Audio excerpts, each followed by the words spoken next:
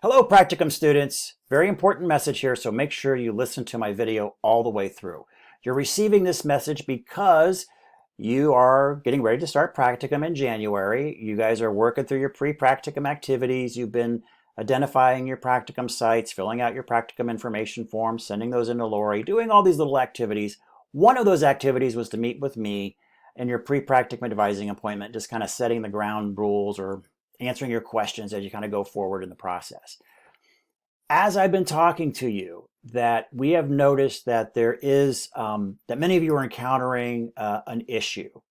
And that issue is finding a mentor or preceptor. I kind of use those words interchangeably, but finding that preceptor to work with you because so many people are still working from home. As you know, with the pandemic, there's been that work from home thing that's been going on for a couple of years. Obviously, I'm doing it right now. So a lot of us are still in that mode. And it does appear that this is most likely going to be a permanent change to the healthcare workforce, at least in some form or another. So what we were hoping to do, I'll give you a little history. So what we were hoping to do is in January for you guys was to go back to kind of the normal mode of Practicum, traditional Practicum. That doesn't seem to be a complete option for all of you. So what we are going to offer are two ways to do Practicum. One will be traditional Practicum, and I'll just give a quick definition on both of these in just a second. So traditional Practicum, and we'll call it remote Practicum. So traditional Practicum. This is what we've been telling you what kind of the experience, what it should be. You're going to find a place, you're going to find a mentor, a preceptor. We're going to have a clinical agreement with that place, which is a legal requirement we have to have with any facility that we place a student in. The legal liability goes both ways. You are going to be, again, physically scheduling hours at that place, driving there, going there, doing your hours, driving back home, that kind of thing. And you're going to do that for 120 hours over 2 semesters. Most students do about 4 hours a week. That usually gets them to the 120 by the end of the 2 semesters. So that's kind of the traditional Practicum. That's pretty easy. The remote Practicum, well, it's basically Practicum working from home. And that would allow you to then work with a preceptor or your mentor remotely through Zoom, through video conferencing, through FaceTime, through email, through telephone, through Google shared drives, or however you're working on shared documents together. You can still go to Zoom meetings together. But again, think of it as Practicum, but from working from home. There is no physical being where you're actually stepping onto a facility. So now you'll have these two options. And you're saying, well, Chris, how do I get my hours in if I'm working from home? Well, when you work from home, you are working from home. So you would keep a log sheet of how you would do your time. So the time requirement doesn't change, but you can log the hours in a different fashion. So when you're physically at a facility, you have a schedule. Again, maybe it's 4 hours. Maybe you're there from, I don't know, from noon to 4 or something like that, and you just have that on a log sheet. You have these chunks of time where you've been at a facility. With remote Practicum, you are, you can do 15 minutes here, you can do a half an hour there, you can do 3 hours on one day, you can go crazy and do 8 hours on another, working on your projects, whatever you're doing, research, maybe you're creating a process of some sort, so you're banking your time, but you have, again, that working from home kind of flexibility on how you plug things in. Again, you guys are used to that because it's the same concept as school, physical school, sitting in class, or online, like you're doing now, how you do your lectures and stuff like that. So again, very, very similar concept. So you now have these two choices. Traditional Practicum and remote Practicum. Let me tell you about the pros and the cons real quickly about the two. I mean, just to consider in which mode. Many of you may be super excited, like, oh, this is great. I want to go with the remote practicum. Again, it may be absolutely fantastic. I will say that we've been running remote practicum ever since COVID started. With your group of people that was starting in January, we were hoping that things would be more back to normal, but they're not. And again, they appear to be permanent changes to the workforce.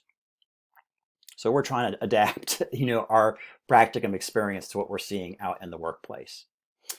But pros and cons. So traditional practicum, we have run traditional practicum in our other programs, our baccalaureate programs, for over a decade, and overwhelmingly, the big advantage for that physical practicum is networking and those happenstance meetings that can happen when you're in a physical facility and meeting people. You don't have to be necessarily as purposeful in making those connections. They just happen more organically and quicker with a physical practicum. So that's the big advantage there. And you may think what about the project, Chris? Isn't the project a big deal? The project is a big deal, but the work that you actually do in practicum. But if not as big a deal, or maybe a little bit more of a big deal, is really the connections that you make with people throughout the experience. Of course, you want to match those connections that you're making with people with quality work. You get the two of those to match, then you're a rock star. So you met people, you're doing quality work, they see your quality work, they want you. That's what we want for all of you. So, with physical practicum, that is the one big advantage, is that those connections seem to happen easier and more, I guess, organically as you go through practicum. The downside, again, is physical scheduling, being somewhere. Maybe you're a respiratory therapist, and you got to change out of your scrubs, put on your khakis and your business attire, and drive to some facility, spend 4 hours there, get daycare for your kids, drive back, all of that. So you're basically adding a little part-time job onto your other full-time job and your family responsibilities. So that can be kind of the problem. There can also be downtime with physical practicum, where we've seen it happen. It just naturally happens, where maybe your preceptor or mentor is gone in a meeting and you're waiting on some particular guidance, and you kind of have like nothing to do, for an hour or two. Hopefully you kind of figure out ways to fill in those gaps when you have, nothing to do, that you are able to proceed on a project without, direction, I guess, if you will, that you already have direction on what to do. But we've noticed that that's happened as well. You still get your hours in, but that part can happen. But those are somewhat more infrequent. It's really just the physical scheduling and the, disruption, if you will, to your lives in doing that. Some of our students, actually quite a few of them, will even they'll have to use vacation time in order to get practicum hours in. So that can be kind of a downer as well. So that's physical traditional practicum. Remote practicum, I'll just start with the con on that one right away. And that the con is the relationships. You still make relationships, but they tend to be a smaller circle, and you really have to be much more purposeful. You really have to work on it through these digital means. It takes a little bit more effort, to make those kind of connections that we think that we know that are beneficial for your career. You can definitely do it. We've seen it already happen through the pandemic with students doing remote practicum, where they've received promotions or whole other new jobs because of the connections that they've made, and those connections match with the work product that they did, which was pretty cool. So we've seen that, but you do have to take a little bit more effort in doing that. The benefits are, again, obvious. It's the flexibility. to do it from home, to do 15 minutes here, 5 minutes there, 3 hours there, not having to drive somewhere, doing it when the kids are asleep. You could bank hours when everybody's, in bed, or, you keep a log sheet. It's self-reporting. No one's going to micromanage you, but, reading emails, catching up on your project. Obviously, you're going to have some time where you're going to have to connect with your mentor. Those are going to be some scheduled events, meetings. Maybe you have a weekly check-in, which is usually what I recommend. At least have a weekly check-in with your mentor. Zoom meetings with maybe a project team that will be scheduled. But the vast majority is that flexibility. And initially with COVID, and even now, is reduced exposure to COVID. If many of us are vaccinated, but we have seen, and I've seen it in my own family, where the double vaccinated individuals got COVID. So my daughter actually double vaccinated, saw her get the vaccination, got COVID, whole enchilada, lost her taste and everything, and tested, super positive. But she went through it very quickly. So it was almost like a glorified cold. But so you do have that benefit too, in that you're reducing your potential exposure to COVID, Delta variant, what have you, and bringing that back home. So there are some advantages for that. So what you now have are choices. Do you want to go with remote practicum, or do you want to go with traditional practicum? For individuals that may not have healthcare experience, you maybe, don't have to, but you might want to skew a little bit more towards a traditional being in the building practicum. Not to say you can't do it with remote, but again, you're going to have to be much more purposeful in how you try to drive connections with people if you want to get the full value of the practicum experience. I tell students this too. You could do it for the grade, but really it's far beyond the grade. The grade is easy, to be honest with you. That's not going to be the hard part. It's really what comes beyond the grade and beyond your time here in the program. That's where the real value of practicum happens. And it's really through those connections and that work product that you did, and having those match, and you going off. And we've seen great things. We've seen students who've worked on projects who, told their mentor and preceptor, well, we're done. And they said, well, we want you to continue, and now we're going to pay you to continue on these projects. So it's really worked out great for a lot of people. And that was done remotely. In that particular case, I was thinking about from a couple of semesters ago, where she was still brought in to lead that project she was working on. So yeah, some good things can happen from both. But you have a choice now of remote or traditional. One more thing, let me just kind of, as I'm talking about, with the traditional practicum, there's also some other, I want to say, processes that can be very difficult. With traditional practicum, we have to have a clinical agreement with the facility. Some of you have already had that clinical agreement locked in, so that's good. Some of you, we may not be able to lock that in because, for whatever reasons, the lawyers typically will not want a student there, even if the preceptor wants you. So we've had that happen. The preceptor wants you, but the lawyers say no, we don't want a person there. So we've had that happen. But we do need to get that clinical agreement in place, a legal document. The other thing that we have is Castle Branch. So you guys have heard this term a few times probably already, but Castle Branch that's the system that we use for your health screen, background check, drug screen.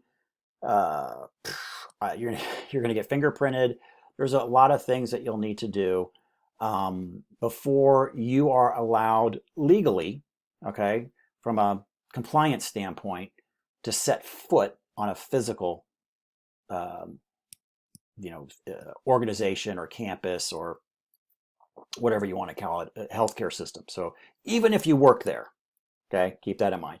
Even if you work there, you still have to do all the Castle Branch requirements because your legal status changes, your liability status changes from employee to student. Trust me, I've been there. I had an employee badge, student badge. I flipped my badge over when I was a student. It was a completely different liability structure. So we have to have everybody go through this process.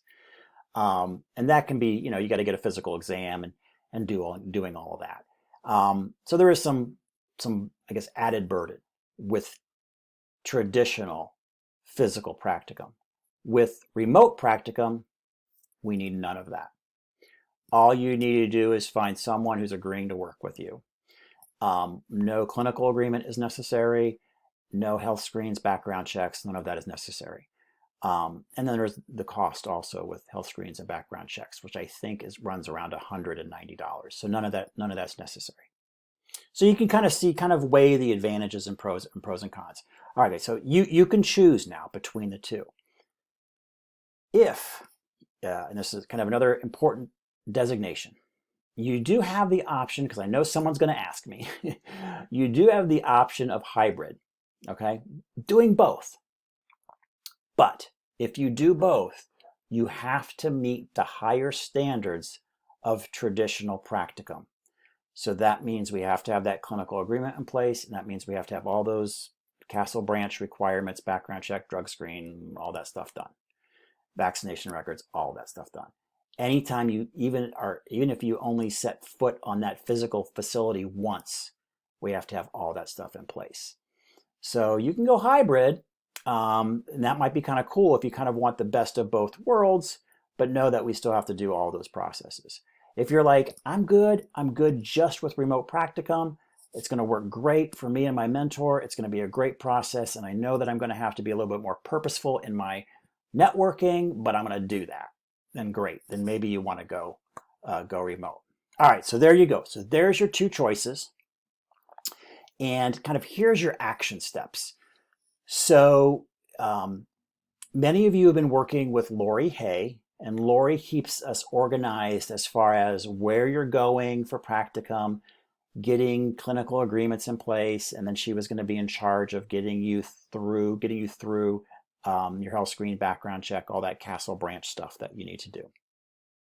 Lori's out probably till the end of the year, getting some elective surgery for some stuff that's been bothering her. So great, glad she's getting that done. But what that means for you guys is you're going to be dealing with Sadie Jablonski. Sadie's another person I work with. She does a great job. Actually, she does a lot of work for the master's program that you guys don't see, but she's going to be doing this process as well. Sadie's information is down below, her email link. What you need to do is to email her and let her know what venue of practicum that you want to do. If you want to do remote or whether you still want to do traditional practicum. If you say to her, Sadie, I still want to do traditional practicum, she's going to keep pushing to get those clinical agreements in place, and then she's going to start coaching you through the Castle Branch process. If you tell her, hey, Sadie, I'm just going to do remote practicum, she's not going to do that. So you don't have to worry about her gentle coaching through those processes. And if you're doing hybrid, of course, again, like I said, it's basically traditional practicum. You got to go through all that stuff, and of course, you can take some time to work from home while you're doing that, but she's still going to guide you through all those pieces. So that's your action step, is please email her and let her know which mode of practicum that you want to do. For those of you that haven't filled out your practicum information sheet, I've included that as an attachment as well. I think you guys have gotten this a couple times already, but make sure you get that filled out. You fill that out, not your practicum site. You talk to your practicum site, you get their agreement that they're going to host you, and then you fill this out, and we kind of make the magic happen. If you haven't submitted that, just let her know in your email whether you're going remote practicum or whether you're going traditional practicum. We're probably going to add a little box on there for the future, because I don't think this is going away, where you guys can check the mode that you want to do. But let's get this part done right away, because we're doing an on the seat change here.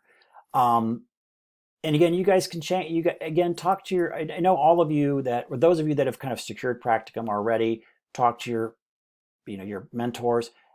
Definitely bring this up with, if you wish, bring it up to them. See, hey, does this work for you? Maybe you do want to go completely remote, or maybe you just stick with what you got and you go hybrid, or you just go full traditional. But I think it's perfectly okay to discuss that with them. They might actually, the mentors, preceptors might appreciate the flexibility as well. Sometimes they feel a little overwhelmed that a person is going to like be there all the time. Like I gotta watch this person all the time. And they feel a little sense of relief, like, okay, yeah, no, you go on, do your own thing. We'll connect every couple days. We'll work on this project. We'll do it remotely. Sometimes they really like that, and they feel like there's a little bit less burden on them from the oversight. Even though it may not actually be real, they may feel it. The oversight that they have of you with traditional practicum. All right, guys, I think I've hopefully have answered all of your questions. But if I haven't, what I've got below is my scheduling link. Again, many of you have already used that, and it populates my calendar is crazy. So this populates my calendar for me and make sure I can grab a time for you. If you have some questions about this process, feel free, to hit that link, schedule a time, and we can chat about it. Hopefully sooner rather than later, so you can kind of decide which mode you want to do if you have any additional questions. Again, many of you probably already know exactly which mode that you want to take with Practicum. All right, guys, that's pretty much it for now. Again, make sure you do those action steps. Tell Sadie the mode that you want to do. And if you haven't got your information sheet in yet, make sure you get that in real quickly. And if you're still super struggling with stuff, or have questions, use that link below, and let's talk again, and let's try to get this figured out. All right, thanks, guys. Everybody have a great weekend.